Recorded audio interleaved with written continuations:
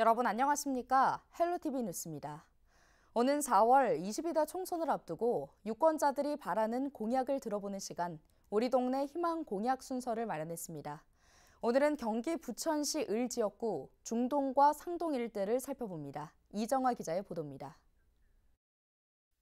준공 30년이 넘은 공공주택단지가 중심인 일기 신도시 부천 중동. 노후계획도시 특별법의 적용을 받는 재정비 사업 현안으로 주목받고 있습니다. 특히 저층 주거지 중심인 중동역 역세권 일대는 노후 정도가 더 심합니다. 국토부가 발표한 중동역 도심 공공주택 복합사업의 경우 용적률 상향 등 주민들의 다양한 요구사항이 뒤따르고 있습니다. 용적률을 좀 높여주면 아무래도 이제 부담금이 좀 낮아지니까 그런 식으로 좀 하고, 아무래도 그 집값 평가는 그 인근지를 좀 많이 참고를 해서 좀 해줬으면 좋겠다. 또 부천 아트센터 개관 이후 상대적으로 기획 공연의 빈도가 줄어든 부천 시민회관. 인접한 부천 시민운동장과 함께 주민들이 활용할 수 있는 방안이 필요하다는 의견도 나옵니다. 시설을 이제 주민들한테 좀 이게 사용할 수 있게, 그 주민자치에서 하는 그 프로그램들을 좀 이렇게 그쪽에서 좀 활용할 수 있는 방안이라든가 주민들한테 좀 갈방을 좀 해서 그렇게 사용했으면 좋겠어요. 최근 불거진 GTX 비노선 상동 호수공원 변전소 논란. 주민 입장에서는 큰 걱정입니다. 특고압 정리하자마자 변전소를 얘기를 하는데 공원은 공원이어야지 변전소 같은 것이 들어온다는 거는 저는 아니라고 봐요. 지지부진한 부천 영상문화산업단지 개발 현안도 분명한 정책 방향이 절실한 시점입니다. 아파트는 좀 그 환경적인 면에서 조금 떨어진 쪽으로 하고 산업, 우리 부천 시민한테 취업의 기회를 줄 수 있는 것도 중요하고 또 세수도 중요하잖아요. 현재까지 모두 7명의 예비 후보가 이름을 올린 경기 부천시의회 선거구. 쏟아지는 대규모 도시개발 현안 속 난관을 적절하게 풀어갈 수 있는 공약에 유권자 표심이 갈릴 것으로 전망됩니다. 헬로티비 뉴스 이정화입니다. 부평 옛 미군기지의 시민 개방이 늦어질 것으로 보입니다. 국방부는 최근 부평 캠프마켓 B구역에 있는 체육관과 생활관 등 모두 6개 건물 주변 토양에서 석유계 총탄화수소인 TPH에 의한 오염을 추가로 확인했다고 밝혔는데요. 현재 캠프마켓 B구역은 조병창 병원 건물 주변 토양이 기름으로 오염돼 정화 작업이 진행 중입니다. 이에 따라 국방부는 종전 조병창 병원 건물 주변 오염토 정화를 맡긴 환경공단에 이들 6개 건물의 오염토 정화 작업을 추가로 의뢰했습니다. 오염토 정화 작업 기간은 오는 2026년 1월 14일까지입니다. 인천시 교육청이 현장 체험 학습비의 안정적인 지원을 위한 제도적 기반을 마련했습니다. 시교육청은 학생 현장 체험 학습비 지원에 관한 조례를 재정 공포했다고 밝혔는데요. 지원 대상은 인천 지역 초등학교 6학년과 중학교 2학년, 고등학교 2학년으로 학력 인정 평생교육시설과 대한교육 위탁교육기관까지 확대 지원될 예정입니다. 지원 금액은 1인 기준 초6과 중2 학생은 25만 원, 고2 학생은 45만 원입니다. 지원 범위는 2024학년도 학교 교육계획에 명시된 학년형 수학여행과 현장 체험 학습 등이며 학교 밖에서 이뤄지는 숙박형 체험학습과 비숙박형 교외 체험학습도 포함됩니다. 사업 운영 기간은 오는 3월 1일부터 내년 2월 28일까지입니다. 부천시와 부천교육지원청이 이른바 미래교육협력지구 사업 추진을 위한 부속 합의를 체결했습니다. 부천시와 부천교육지원청은 이번 부속 합의를 통해 교육자치 활성화, 교육 격차 해소, 지역 맞춤형 교육 등 목표에 맞춰 20대 세부 사업을 추진할 방침인데요. 미래교육협력지구는 학교와 지역사회가 연계해 진로 진학 프로그램을 운영하는 사업입니다. 사업에는 예산 94억 9천여만 원이 투입됩니다.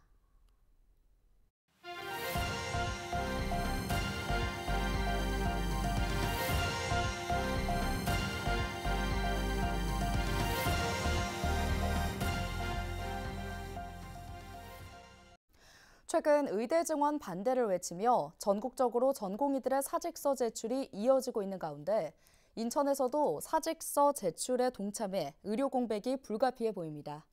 현재 인천 지역에는 총 8개 병원에 전공의 500여 명이 근무 중입니다. 이 중 사직서를 낸 곳은 지난 16일 기준 가천대 길병원 전공의 197명 중 레지던트 24명과 인턴 18명이 사직서를 냈습니다. 또 인하대병원은 158명 중 레지던트 28명과 인턴 36명이, 인천 성모병원에서는 92명 중 레지던트 19명과 인턴 19명이 사직서를 제출했습니다. 전공의들은 대형 병원에서 야간 휴일 당직 등 중심적인 역할을 하고 있습니다. 이들이 집단적으로 의료 현장을 떠나면 의료 공백이 커지고 환자들의 불편이 커질 것으로 우려되고 있습니다. 의대 정원 확대로 전공의 집단 사직 사태가 이어진 것과 관련해 정부가 전국 221개 수련병원 전공의들에게 진료 유지 명령을 내렸습니다. 정부는 19일 오전 총리 주재 의사 집단행동 대응 관계장관회의를 열고 비상진료체계 운영을 점검했는데요. 집단 사직을 예고한 전공의들에게 환자를 등지지 말아야 한다고 당부했습니다. 정부는 이 시간부로 전국 221개 전체 수련병원의 전공의를 대상으로 진료 유지 명령을 발령합니다. 환자의 생명을 살리는 여러분의 숭고한 가치를 쉽게 내려놓지 않기를 간절히 당부드립니다. 집단 행동이 아닌 대화와 토론을 통해 문제를 해결해 가기를 다시 한번 촉구합니다. 정부는 일단 응급의료체계 유지를 위해 중증 응급 환자를 중심으로 대형 병원 응급실을 이용할 수 있도록 하고, 응급 환자의 신속 정확한 전원을 위해 중앙응급상황실을 20일부터 확대 운영하기로 했습니다. 또 대형 병원의 진료 공백 최소화를 위해 경증 비응급 환자의 경우 대형 병원에서 종합병원 등으로 전원을 진료하고, 지방의료원 등 공공병원의 평일과 주말, 공휴일까지 진료 시간을 확대하기로 했습니다. 이번 4월 총선에서 수도권은 최대 승부처로 꼽히는데요. 거대 양당이 공천의 속도를 내면서 수도권 승패를 가를 대진표 윤곽이 속속 드러나고 있습니다. 이세진 기자와 선거 동향 짚어보겠습니다. 이 기자, 이 총선 승패가 수도권에 달려있다는 말 왜 나온 겁니까? 네, 통상 수도권은 총선 성적을 좌우하는 곳으로 분류가 됩니다. 전국 지역구 의석수가 253곳인데 서울과 경기, 인천을 포함한 수도권은 이 중 절반인 121석에 달합니다. 지난 총선 당시엔 더불어민주당이 이 121석 중에 103석을 차지했습니다. 서울에서는 49석 가운데 41석, 인천에서는 13석 중 11석을 민주당이 가져갔습니다. 수도권, 특히 인천 지역 승패로 전국 성적을 알 수 있다는 말이 있는데 당시 전국 선거 결과도 같은 맥락이었습니다. 때문에 이번에도 여야는 수도권을 승부처로 보고 있습니다. 민주당은 수성에 방점을 찍었고 국민의힘은 수도권 과반을 탈환하겠다는 목표를 두고 있습니다. 네, 이렇다 보니 각 당에서도 이 수도권 공청에 공을 들이고 있는 것 같은데요. 속도의 차이는 있는 것 같습니다. 네, 국민의힘은 수도권에서 비교적 빠르게 공천을 확정짓고 있는 모습입니다. 지난 18일까지 수도권에서 45곳을 단수 추천 지역구로 발표를 했는데요. 3분의 1 이상에서 대표 주자를 정한 겁니다. 지난 총선 패배로 현역 의원 자체가 적다 보니 이렇게 빠른 결정을 내릴 수 있다는 분석도 있는데요. 본선 경쟁에 보다 서둘러 집중하려는 전략으로도 해석이 됩니다. 이에 비해 민주당은 상대적으로 공천이 늦어지는 모양새인데요. 수도권은 극히 일부 지역구만을 대상으로 심사 결과가 발표가 됐는데 이번 주 추가 발표가 이어질 것으로 예상됩니다. 네, 그렇다면 격전지도 한번 짚어주시죠. 네, 지금 가장 큰 관심을 받고 있는 인천 계양을부터 짚어보겠습니다. 국민의힘은 지난주 이재명 더불어민주당 대표 지역구인 계양을에 원희룡 예비후보를 단수 공천했습니다. 이재명 대표의 지역구 출마까지 확정이 되면 이른바 명룡대전으로 불리는 두 사람의 대결이 성사가 되면서 계양을은 이번 총선 최대 관심 지역으로 떠오를 수 있겠습니다. 인천 부평갑도 공천 결과를 두고 잡음이 나오는데요. 민주당은 부평갑의 영입인재를 전략 공천했는데 이른바 전당대회 돈봉투 의혹으로 탈당한 현역 이성만 의원이 민주당 후보의 단일화를 제안을 한 상태입니다. 이 밖에 서울 민심을 알 수 있는 양천갑 그리고 양천을 선거구는 민주당, 국민의힘 모두 2인 경선을 치릅니다. 네, 공천이 속도를 낼수록 이 잡음은 더 커질 것 같은데 선거구 획정까지 마무리가 되지 않은 상황이라 더 혼잡해 보입니다. 네, 거대 양당이 공천 심사에 들어갔지만 지역구가 확정되지 않은 곳도 있습니다. 수도권에서는 4개 선거구가 3개 선거구로 줄어드는 부천이 대표적인데요. 현역 의원이 모두 민주당인지라 선거구가 바뀔 경우에 집안 싸움이 불가피한데 여야 합의 난항 속에 여전히 쟁점 지역구로 남아 있습니다.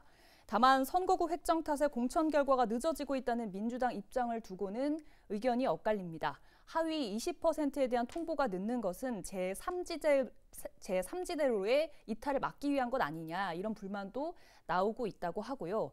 한편 선거구 획정위원회는 오는 21일을 선거구 획정 데드라인으로 정했는데요. 여야는 오늘 29일 본회의에서 선거구 획정안을 통과시키겠다는 입장이지만 이전에 협상이 원활하게 마무리가 될지는 미지수입니다. 네, 여기까지 듣겠습니다. 이 기자 수고하셨습니다.